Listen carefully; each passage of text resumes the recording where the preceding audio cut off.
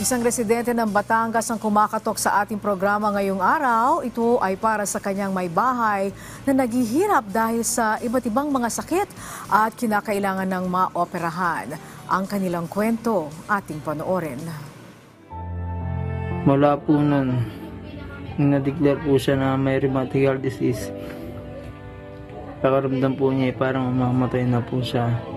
Ito ngayon ang kalagayan ng 28 taong gulang na si Jofelyn Cabrera. Kwento ng kanyang mister na si Jerry, 2 taon na ang nakalilipas nang ma-diagnose ang kanyang sakit si Jofelyn.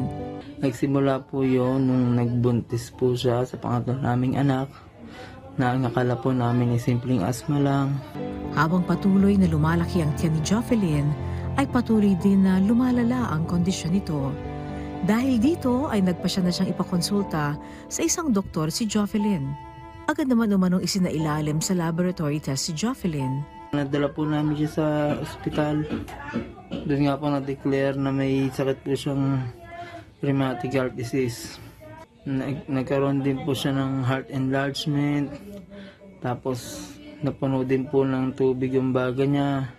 Nang manganak na si Jofelyn ay mas lalo pa umanong lumala ang kanyang kondisyon. Nung nanganak po siya sa pangatlo naming anak, doon po siya mas lalong nahirapan.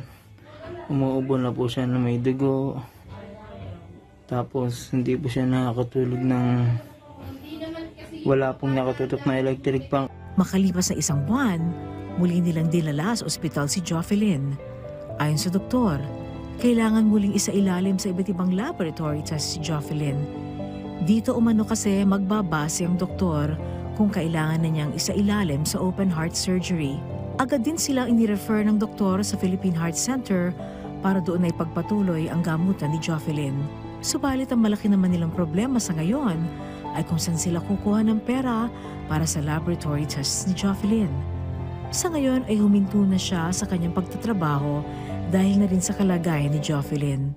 Kaya po lumalapit po kami ngayon sa malasakit para po makahingi ng tulong, para po ma-laboratory po siya. Sa ngayon po wala rin pong tutulong sa amin, kundi kami lang din po.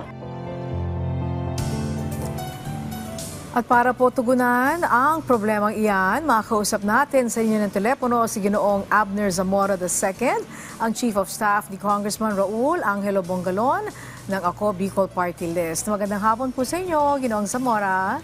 Magandang hapon po, Ms. Angelique, at sa lahat po ng taga-subaybay ng inyong programa. Ano po ang maaari nating maitulong, lalo na po ng Ako Bicol Party List para po sa kanya? Narinig po natin yung idinulog na suliranin ni Sir Jerry hinggil po sa kondisyon o kalagayan ng kanyang misis na si Ms. Jofelyn.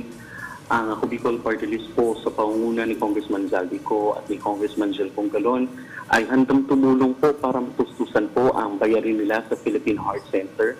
Tayo po ay mag-i-issue ng guarantee letter sa pamamagitan at pakikipagtulungan po sa Department of Health para po may pambayad po si Sir Jerry sa lahat ng mga procedures at laboratory tests na i-undergo po ni Ms. Jofelyn.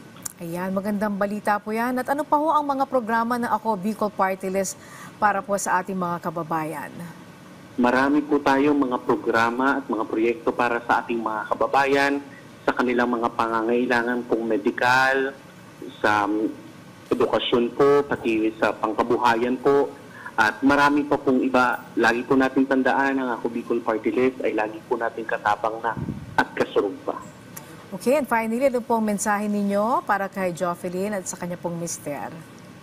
Ms. Jofelyn, tatagyan niyo po yung inyong loob at lagi po kayong manampalataya sa ating Panginoon Diyos.